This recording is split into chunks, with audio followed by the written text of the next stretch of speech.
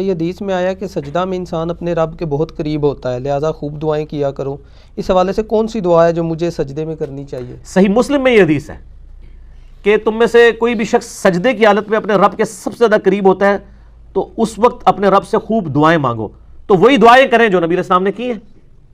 بخاری مسلم دونوں میں موجود ہے کہ آپ صلی اللہ علیہ وآلہ وسلم سجدے اور رکوع کے اندر سبحانک اللہم ربنا وبحمدک اللہم اغفر لی پڑھتے تھے۔ میرے نماز والے ریسرچ پیپر نمبر 8 میں بھی موجود ہے، سبحانک اللہم ربنا وبحمدک اللہم اغفر لی۔ اس میں اللہ کی حمد بھی ہے اور دعائے مغفرت بھی ہے۔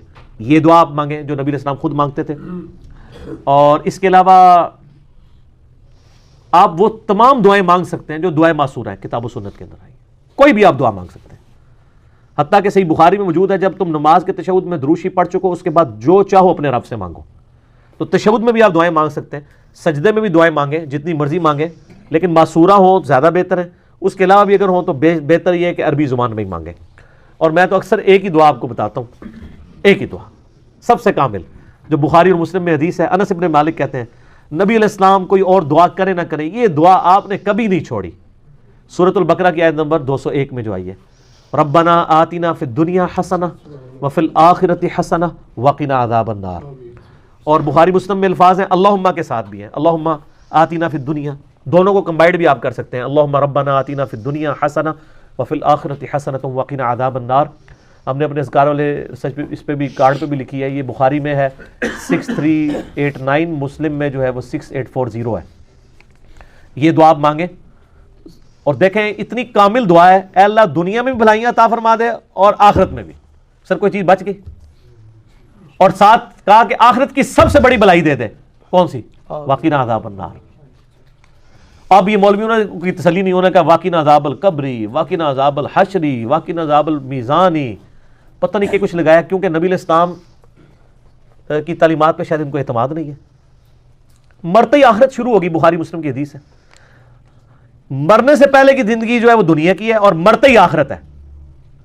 صحیح بخاری میں حدیث ہے کہ نبی علیہ السلام کی جب وفات کا وقت قریب آیا تو عبد الرحمن بن ابی بکر آئے۔ اما عائشہ کہتی ہیں کہ ان کے ہاتھ میں مسواک تھی، نبی علیہ السلام نے اشارہ کیا تو آپ نے مسواک مانگی، امت کی تعلیم کے لیے تھا نا، تو چبائی نہیں کی، سخت تھی، تو حضرت عائشہ کہتی ہیں میں نے وہ مسواک لے کے نا اپنے منہ میں نرم کر کے حضور کے منہ میں ڈالی، تو نرم کر کے، تو اس میں اما عائشہ کے الفاظ ہیں کہ مجھے یہ خوش نصیبی حاصل ہے کہ نبی صلی اللہ علیہ وآلہ وسلم کا تھوک اور میرا تھوک، آپ کا لعاب دہن اور میرا لعاب دہن، اللہ تعالیٰ نے ایک ہی جگہ جمع کر دیا۔ کس طرح؟ جب حضور نے چبائی نہیں چبائی گئی تو وہ حضرت عائشہ نے ڈالا تو نبی علیہ السلام کا تھوک مبارک ادھر آیا، پھر جب حضرت عائشہ نے چبا کے گئی تو سیدہ عائشہ کا۔ اس میں الفاظ ہیں اس دن جو اللہ کے نبی کی دنیا کی زندگی کا آخری دن اور آخرت کی زندگی کا پہلا دن تھا۔ حضور کی وفات کے دن کو اما عائشہ نے کہا ہے کہ حضور کی زندگی کا آخری دن اور آخرت کا پہلا دن۔ یہ میں نے ثبوت میں کہا ہے کہ یہ جو میں نے عقیدہ بیان کیا ہے نا کہ مرتے ہی آخرت شروع ہو جاتی ہے، اس کے ثبوت میں نے یہ لفظ، اس میں الفاظ ہیں کہ دنیا کی زندگی کا آخری دن اور آخرت کی زندگی کا پہلا دن۔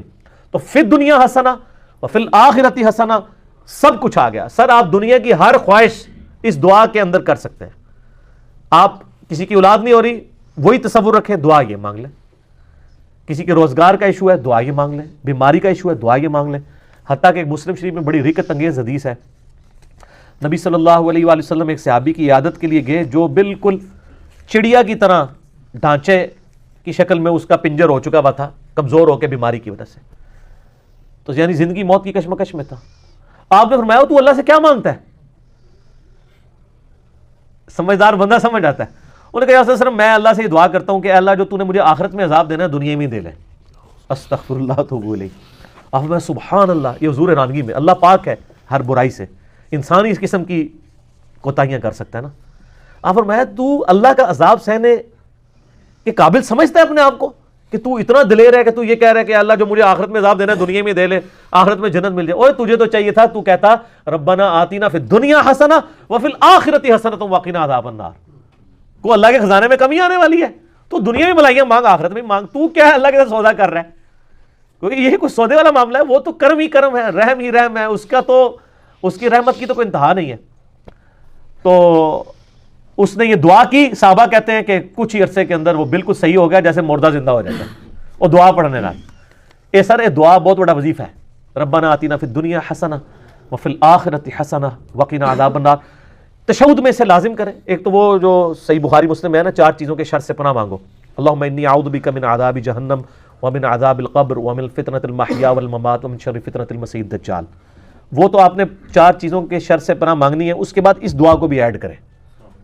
رب جعلنی والی دعا بھی مانگا کریں. رب ارحمہما کما ربیانی صغیرہ. یہ جتنی بھی دعائیں یاد ہیں, اور رکوع اور سجدوں میں بھی آپ مانگ سکتے ہیں. اور بہتر ہے عربی زبان میں ہی مانگنی چاہیے. میرا مولانا سعد صاحب کے ساتھ اس مسئلے میں علمی اختلاف ہے, میرا کلپ بھی چڑھا ہوا ہے. یعنی عربی مسلمانوں کا بانڈ ہے اور یونٹی کا ذریعہ, اور جو سوز و گداز اس کے اندر ہے وہ کسی چیز کے اندر ہی نہیں ہے. اور یہ کہنا لوگوں کو ترجمہ نہیں آتا. سر ربنا آتینا کا ترجمہ یاد کرنے میں کتنا ٹائم لگتا ہے؟ ربنا اے ہمارے رب, آتینا ہمیں عطا کر دے, پھر دنیا اس دنیا میں حسنہ. حسنہ تو لفظ اردو میں بھی استعمال ہوتا ہے, ٹھیک ہے, حسن عاقبت لفظ بولا جاتا ہے. وفی الآخرۃ حسنہ وقنا عذاب النار. میرا خیال ہے یہ اس کا ترجمہ تو آلموسٹ سارے مسلمانوں کو آتا ہی ہوگا, یہ کوئی اتنی مشکل دعا نہیں ہے. تو لوگوں کو اس طرف امفسائز کریں کہ وہ نبی علیہ السلام والی زبان بولیں, عربی زبان کے اندر دعا کریں. ایک دعا ہی سب کچھ کور کرے گی, ٹھیک ہوگا. وہ تو پڑھنا ہی پڑھنا ہے نا, انہوں نے دعا کا ذکر کیا. وہ تو صحیح مسلم میں حدیث ہے کہ نبی علیہ السلام ہمیں, یعنی آپ علیہ السلام رکوع میں سبحان ربی العظیم بھی پڑھتے تھے اور سبحان ربی الاعلیٰ پڑھتے تھے سجدے میں. اور جامعہ ترمذی میں حدیث ہے کہ نبی صلی اللہ علیہ وآلہ وسلم ہمیں حکم دیتے تھے کہ ہم رکوع میں سبحان ربی العظیم پڑھیں اور سبحان ربی الاعلیٰ سجدے میں. یہ تو آپ نے, یہ تو حکمی تسبیحات ہیں, یہ تو پڑھنی ہے. اس کے علاوہ دعائیں ہیں, ٹھیک ہو گیا. جیسے صحیح بخاری مسلم میں حدیث ہے کہ نبی علیہ السلام نے یہ حکم دیا ہے کہ 4 چیزوں کے شر سے اللہ کی پناہ مانگو تشہد میں.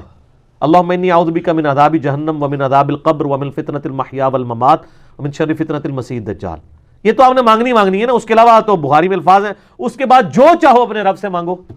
تو وہ یہ پوچھ رہے تھے کہ یہ نبی علیہ السلام نے جو حکم دیا ہے کہ آپ نے رکوع میں اللہ سے مانگنے کا بہترین موقع ہے سجدے میں, تو کیا مانگے؟ تو میں نے بتایا کہ یہ مانگے. وہ تو کرنا ہی کرنا ہے, وہ تو ڈیٹم لیول ہے نا, وہ تو obligatory ہے. اس کے بعد یہ بھی مانگے.